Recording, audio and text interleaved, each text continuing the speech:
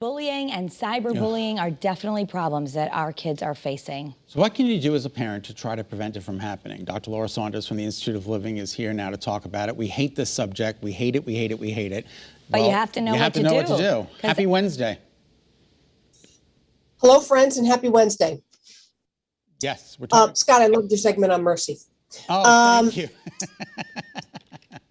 So, yes, but I do actually like, you know how I always like to define things, right? Because I like to be clear on what we're talking about. Right.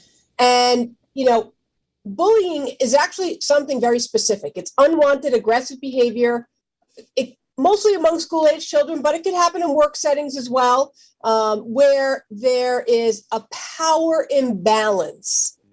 Behaviors are usually repeated or chronic and happen over time. Power imbalance can be taller to shorter, older to younger, more socially adept to more socially inept. So generally, there's a power imbalance. That's different than just conflict. Sometimes people just have a conflict without a power imbalance. Conflict has existed since the beginning of time. Right. So we're not talking about that. We're talking about something more pervasive. And really for young people, what I often worry about is cyberbullying, right? Cyberbullying is any form of interpersonal aggression, threats, harassment, mocking, impersonation, usually through social media, all different types of messages. It's actually harder to detect and intervene. And it's becoming, unfortunately, more and more common. So, you know, Scott and I talk often that we were bullied at different points. And I remember my fourth grade that went into fifth grade bully. Her name is Kelly. I still think of it. You think of people. So a lot of us have gone through it, and it might be, you know, maybe part of growing up. But I feel like it's different this day because you could always go home. And the cyberbullying, are you more concerned about that because parents sometimes don't even know what's happening, and it could be all day, all night?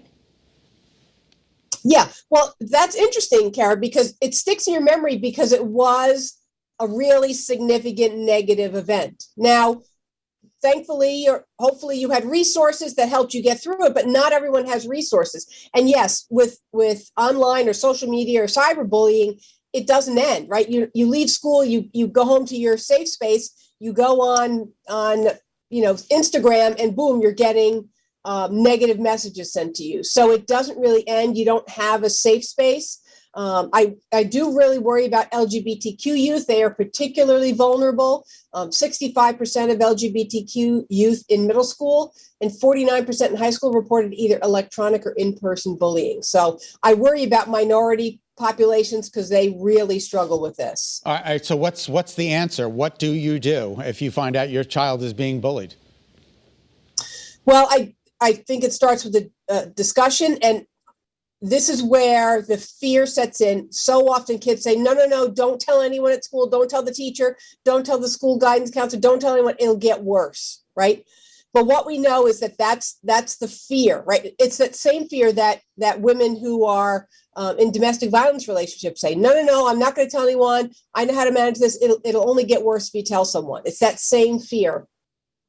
But actually the only way to address it is by bringing it to light, is by doing some type of intervention. The other thing that is really talked about a lot in the literature is the bystander, right?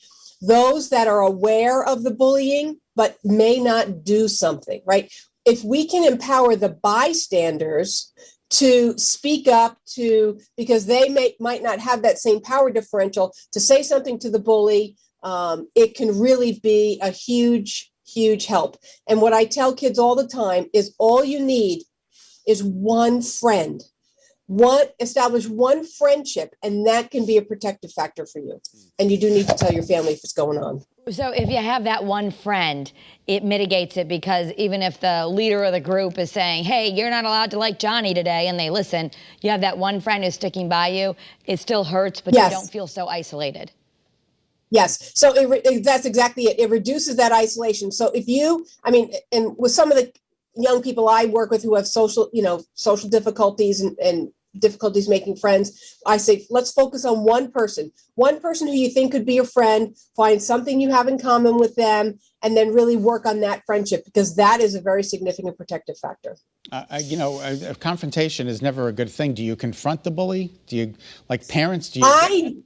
No. I generally don't suggest confronting them, because whatever the power differential is can often work to your disadvantage. But I do recommend letting someone else know. Sometimes you tell your friend tells their parent, and then that parent then comes back to your parent. So letting someone else know, releasing it, because holding on to that fear and that anxiety is really, really detrimental. There are anti-bullying programs out there, and a lot of schools are doing this, where you focus on problem-solving skills, you focus on social skills, and you focus on the bystander and really empowering that bystander. Yeah. Okay. So, bystanders, if you're listening, stand up. Stand Yeah. up. Don't be the one who looks the other way. Absolutely. We're going to talk a little bit more about this on the new streaming app on Kara's Cures. We'll get into even some more resources. So it's good to arm parents with this information. Thank you, Dr. Laura. Happy to be here.